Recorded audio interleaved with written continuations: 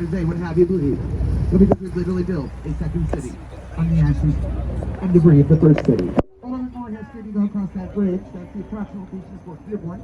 In 1803, the federal government built the fort. In 1812, it was destroyed in a fire during the War of 1812. Across the river at street level, we have the London Guarantee and Accident Building, completed in 1923. The architect is Alfred Alschuler, and it's in a style that we call Beaux Art. Beaux Art is defined by having a decorative base, stack of floors, decorative top.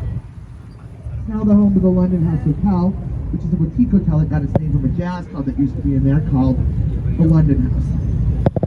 You got on the boat at the base of the Wrigley Building, also in that Beaux Art style, completed in 1921. The architects are Graham, Anderson, Probst, and White. It's got, in addition to that decorative base, stack of floors, decorative top, it's got 6 different shades of glazed white terracotta, starting off with the darkest terracotta at the bottom, working its way up to the lightest terracotta at the top, which some people say was inspired by sticks of chewing gum, because it was once home to the chewing gum company. Now we're going to go to the main branch of the Chicago River, the south branch, to a building called the Willis Tower, and then out to the turning basin by Lake Michigan, back to the dock. Most of the tours take place on the right-hand side of the boat in the direction of travel. I'll let you know when that's not the case. We have Trump International Hotel and Tower, completed in 2009. It is the second tallest building in the city of Chicago, and the 6th tallest in the United States of America. It is 1,362 feet tall, with the spire. The architects are Skidmore, Owings & Merrill. They're showing you the buildings. Adrian Smith. He's also the lead architect for the tallest building in the world. Does anybody know what that is? The Burj Khalifa in Dubai. If you want a sense of how tall the tallest building in the world is, look up to the top, it's round.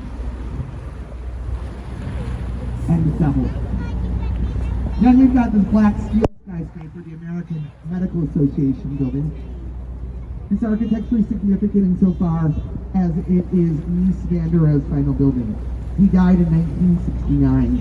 This was completed in 1971. He is an internationally acclaimed architect. He moved here from Germany in the 1930s. He's architecture the whole of technology. And he brought with him what's known as the international style of art, which is defined by rejecting all non-essential orientation. Mies's philosophy was less is more. Now, because he moved into teach architecture, he was a very strong museum influencer on Chicago. A lot of international style buildings. Ironically, Bertrand Goldberg, architect of the City Towers, he called them the corncob buildings. Goldberg was extremely different. He rejected the international style. His philosophy was there are no right angles in nature. There shouldn't be right angles or others that show. A lot of people are very curious about the building construction. Think of a flower. The elevator is the stem, and each condo is a pie-shaped petal. And they really are pie-shaped. The narrowest part is the end of the unit, the widest part is the balcony. One piece of pie is a studio, 1.5 pieces of pie is a 1-bedroom, 2 pieces of pie is a 2-bedroom. Pie-shaped condos make very interesting interior design choices. It was completed in 1967. In the 60s, people were moving from the city to the suburbs. They had an idea for a city within a city. So when it first opened, it had a movie theater, a bowling alley, a grocery store, a dry cleaner, a marina, a couple of restaurants, and a skating rink. They unfortunately had to close the skating rink a few years ago when someone accidentally skated over the edge. I'm kidding. That didn't really happen. There really was a skating rink, I just don't know why it closed. But now I have a sense of who's paying attention and how dark I can go with my theater. So it works for me.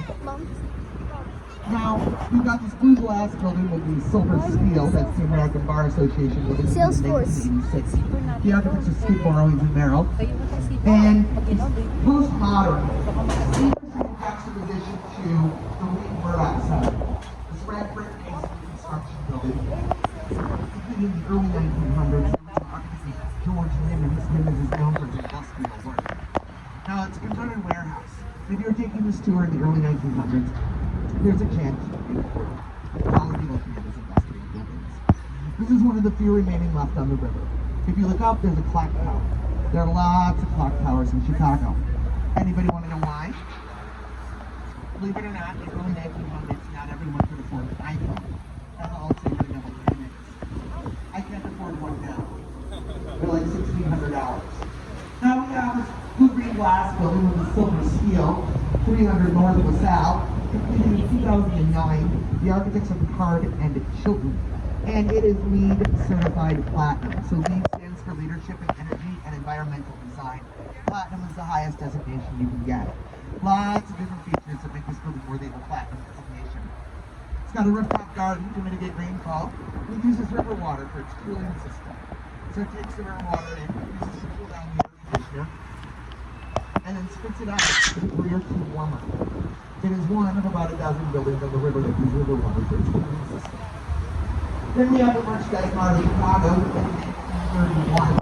The architects are Graham, Anderson, Prost, and Knight. And it is Art Deco. Art Deco is defined by having a limestone facade, strong vertical lines that draw your eye up, setbacks, and geometric orientation. It is also the second largest building in the United States of America, the number one being the Pentagon. It's got 8 miles of hallway. Now, it was originally built by Marshall Field to consolidate its warehouses. In 1945, he had a solid bit of back taxes. Joseph P. Kennedy purchased it for $13 million. In 1998, Kennedy family sold it for $575 million. That's what we call a really good return on investment. I'm glad it worked out. They did not sell the piece of property next to it. It was a parking lot that they didn't think was ever going to be very valuable. They're brought in on the deal in 98. Their facilities manager convinced them they should build out here. And you can see they just finished development. Development called Holt Point. Now this is an important area in Chicago's history. One of our first homesteads. Early 1866. They had a general store, a church, a post office, and 3 taverns, which is about on point for Chicago's tavern to population ratio. It was in one of those taverns where Chicago got its name. Trying to figure out what to call this area, they decided to call River from what the Native Americans called it. Native Americans called this area Chicago, which means stinky onion, which is what was going on in the banks of the Chicago River. Now we've got this building with the Arch, River Point, completed in 2017. The architects are Picard and Chilton. As of 2020, it is LEED certified platinum. Now we're heading down to the south of the beach, and one thing you need to know, all the buildings on the right side, they're built over active train tracks. And building over active train tracks, well, it introduces some interesting stuff that you need to remember. That's illustrated by the building from 50 North Riverside. You might be looking there and wondering, the architects ever even built a Lego house? It was completed in 2017, the architects of Getchen Partners. And on one side of the plot of land, we have a river. On the other side of the plot of land, we have a train track. So the most space the building can ever be is 40 feet wide.